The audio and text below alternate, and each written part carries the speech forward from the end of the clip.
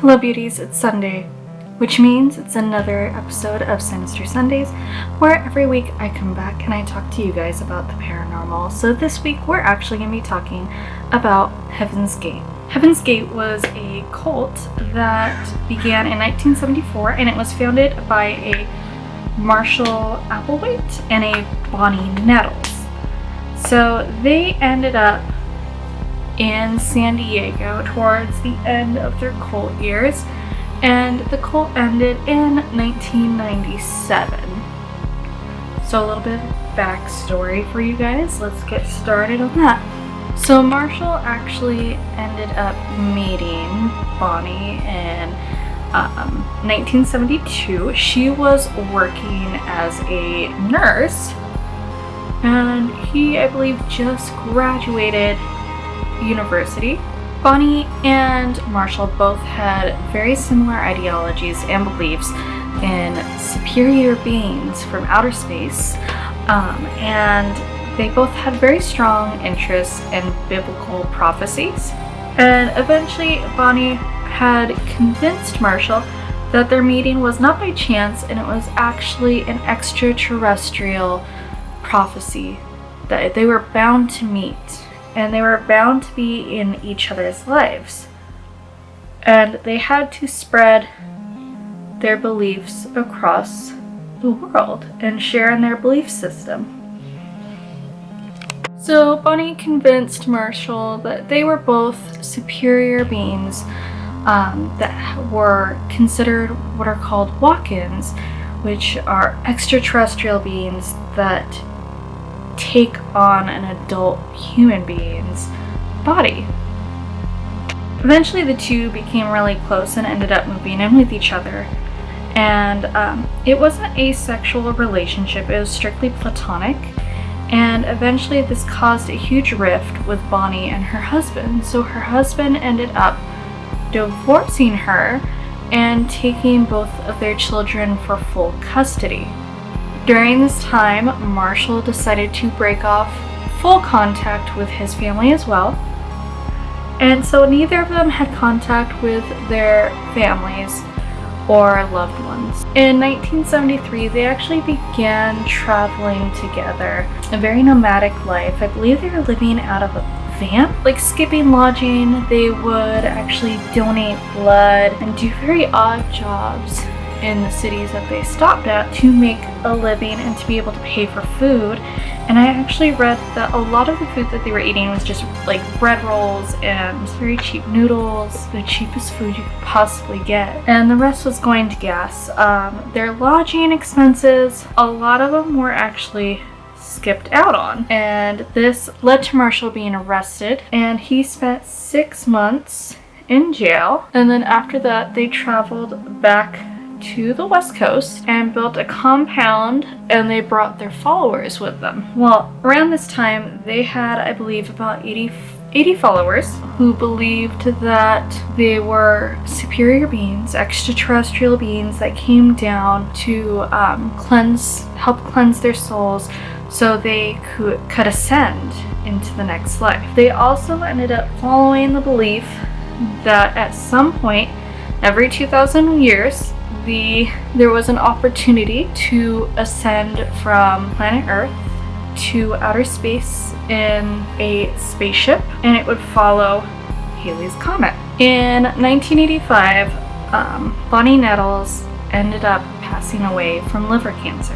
and it's completely shattered Marshall, like down to the core. And he believed that Bonnie was, not only were they both superior beings, but Bonnie was a higher being than him, almost as he compared it, as she was God and he was Jesus Christ. During this time, he ended up changing his belief system. Originally, it was thought that you could ascend with your human form and take it up to the spaceship, and you get to keep your body. Well, after Bonnie Nettles died, how would she have ascended without her body, leaving her physical body here? So he ended up changing his belief system and saying that in order to ascend, you would have to shed every human property, basically, any human likeness. So that included your human body, your shell, your sexuality, your gender, anything that would link you to your human body and to the human realm, you had to completely get rid of in order to ascend. There's also 4 different ways to ascend. One of them was natural death. So the thought was once you shed your human body and you accepted ascension and you died naturally, you would be taken into the mothership and you would ascend into the next likeness or the next body. The next way to ascend, ascension number 2, would be physical pickup from the mothership, and that was believed that if the mothership came down and would take you from the planet and help you ascend. Number 3 is outside persecution. So during this time, Marshal actually had a very strong belief system that the United States government was trying to kill him and his 80 followers. So he believed that once the government killed you to hush you, you would ascend into the mothership as well. And then the 4th ascension is willful exit of your body, meaning suicide. So if you willfully exited your body, you would ascend onto the next world. Well, so here's the thing. They actually said that they did not believe in suicide, but their ideology of suicide was that when you denied killing yourself and you denied letting your soul free from its body, that was suicide. They believed killing your body to save your soul was ascension. So after Bonnie died from liver cancer, he changed the ideology that you needed your body to go into the heavens. It was now you needed to shed your body completely and commit suicide if you weren't to die naturally or from the other ways to ascend into the mothership. And during this time, he had followers come and go, and about 80 followers, and things started kind of not working out for him as much as he wanted. People were not really following and believing to the fullest, and he ended up losing some followers, and it dwindled down to about 39 to 40 followers. And when this happened, he decided to move back to California, back to San Diego, which is actually my hometown. And this was right around 1995, I believe, he came back to San Diego. He decided that they needed to ascend, and in order to ascend, that they had to get rid of sexuality. So he and 7 of other members ended up going down to Mexico and finding a doctor to perform surgical castration, which is obviously very illegal in the United States. So they ended up having surgical castration done to get rid of any sexual desire that they had. At this time, they ended up renting home in Rancho Santa Fe. It was actually a beautiful mansion that they ended up renting, and they were living very boot camp style. I believe their beds were very close to each other. It was very tight quarters. There was 39 people living in this mansion together, and he had them all wear uniforms. They all had to have similar haircuts. The women, the men, it did not matter, because the superior beings did not have gender. So once they were to be ascended, they would take on their new physical form that was genderless, without sexual desire, and 0 human attributes. And they believed that their souls, their beings, would transfer into these new bodies, and that they would not have to eat or drink. Their bodies would suffice from just natural sunlight, and that was how they were going to get all of their nourishment. So in March of 1997, they were living in this mansion in beautiful Rancho Santa Fe, and they decided that Halley's Comet was coming and they needed to ascend.